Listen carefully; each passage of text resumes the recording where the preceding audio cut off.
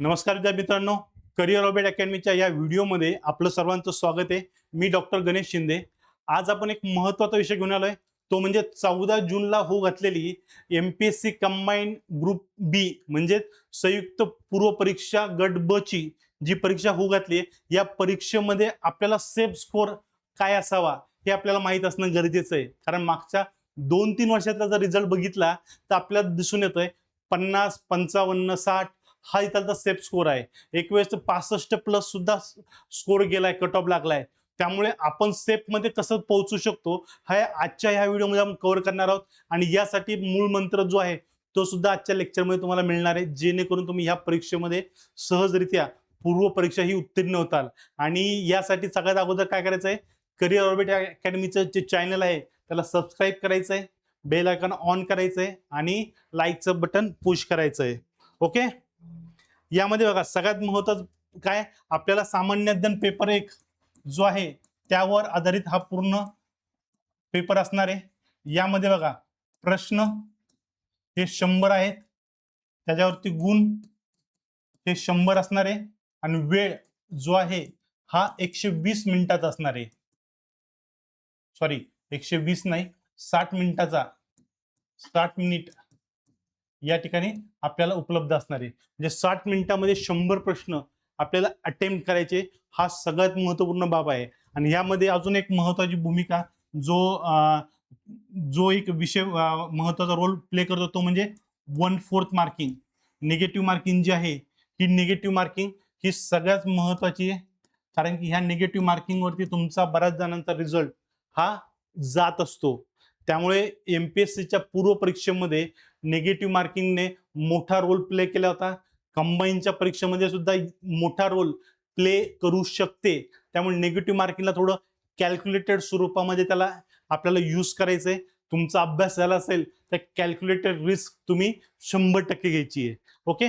मग आता काय विषय काय आहे इथं, या ठिकाणी आपल्याला लक्षात ठेवा, ग्रुप बी चा अभ्यास ज्यावेळेस करतो त्यावेळेस प्रश्नपत्रिकेचं स्वरूप तुम्हाला माहित असणं गरजेचं आहे. इतिहासामध्ये 10 प्रश्न आहे. भूगोल जो आहे भूगोलामध्ये 10 प्रश्न असणार आहे. यानंतर राज्यशास्त्र म्हणजे इंडियन पॉलिटी हा जो आहे याला 15 प्रश्न आहे. त्यानंतर अर्थशास्त्र 15 प्रश्न आहे. त्यानंतर विज्ञान याला 15 ते 20 प्रश्न आहे. त्यानंतर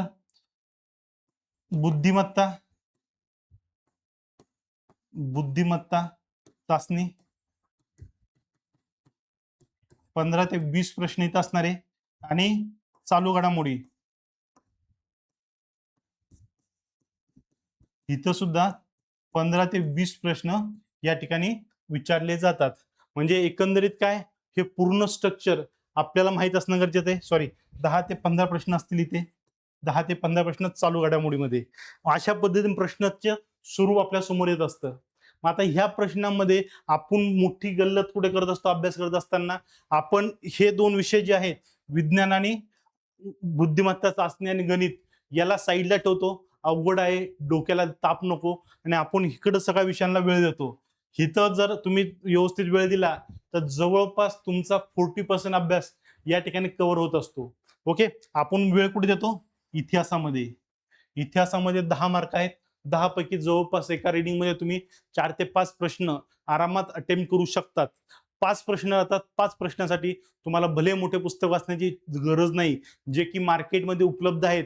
जे जुनं एक पुस्तक त्या पुस्तकात त्यांनी 2-2, 3-3 भाग करून टाकलेत आणि ते 2-2, 3-3 भाग सुद्धा 200-300 पेजेसचे आहेत.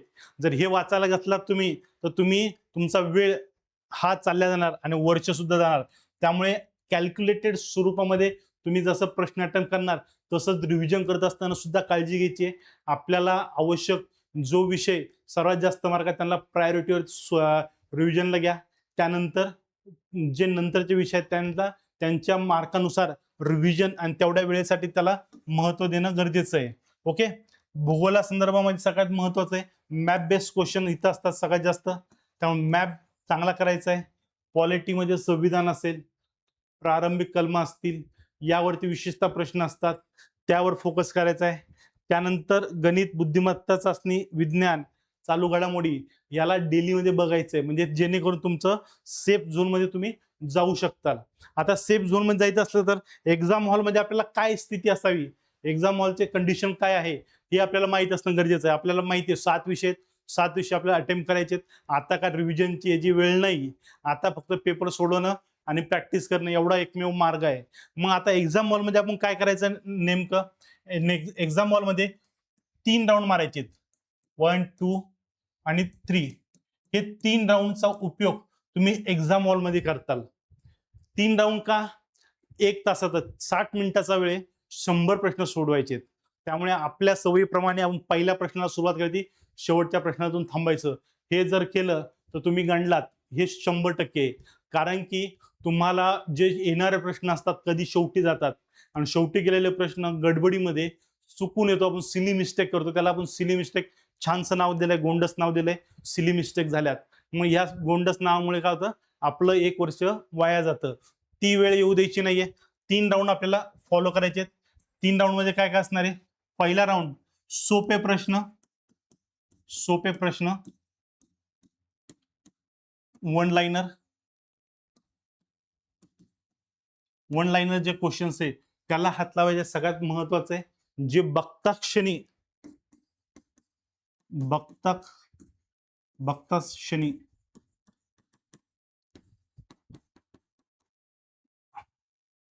येतात त्यांना जिथं हात लावायचा आहे. बघता क्षणी येणारे प्रश्न जे आहेत त्यांना हात लावायचे. आता ह्या पॅटर्न मध्ये काय असणार आहे, तुम्ही 100च्या 100 प्रश्न तुमच्या डोळ्याखालनं जाणार आहे.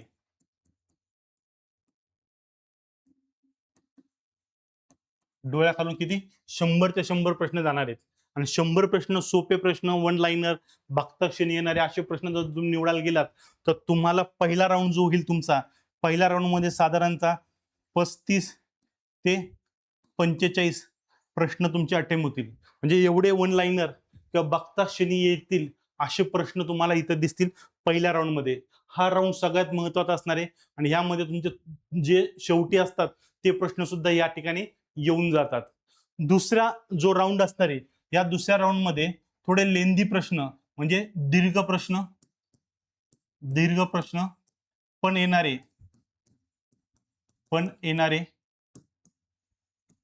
थोडा विचार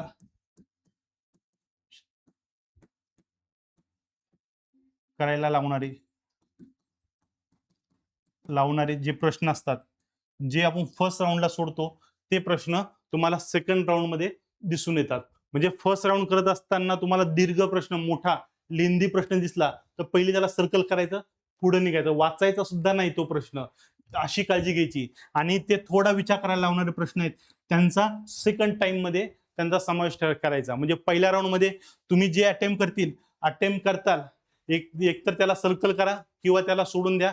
जे तुम्ही अटेम्प्ट करत नाही त्यांना सर्कल करा. म्हणजे 1, 2, 3, 4, 5, 6 असे प्रश्न आहे, तुम्हाला पहिला आला, चौथा आला, असे तुम्ही हे करू शकता.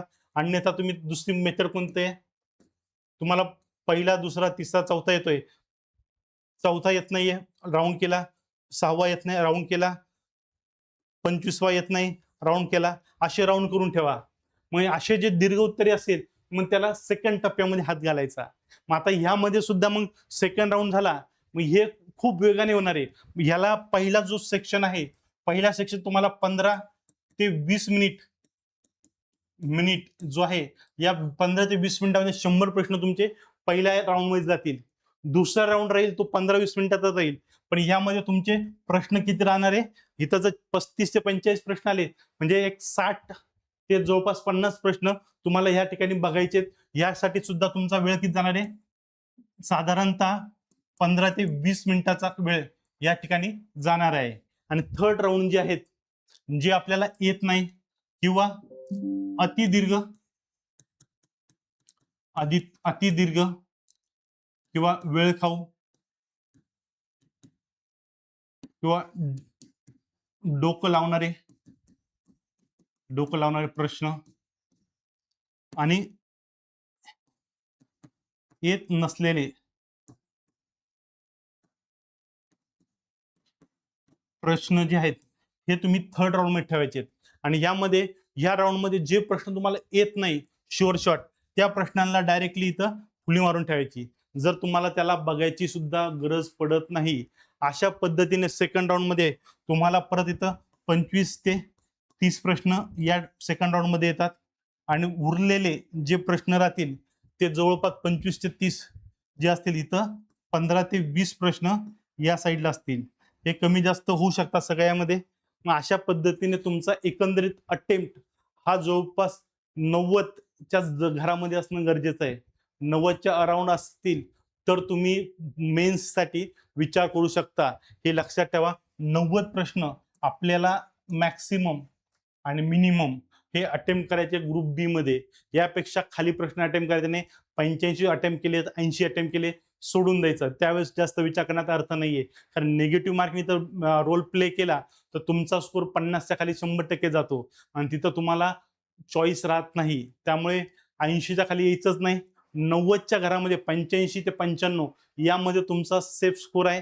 तो तुम्ही अटेम्प्ट करायचा. जो अटेम्प्ट केलात तर तुमचा स्कोर 50च्या अराउंड 50, 55, 60 च्या जवळपास तुमचा स्कोर 100% राहील. आणि ह्या मेथडनुसार तुम्हाला 1 तासामध्ये तुम्हाला जेवढे मॅक्सिमम प्रश्न आहेत ते तुम्हाला अटेम्प्ट करता येतील. ओके.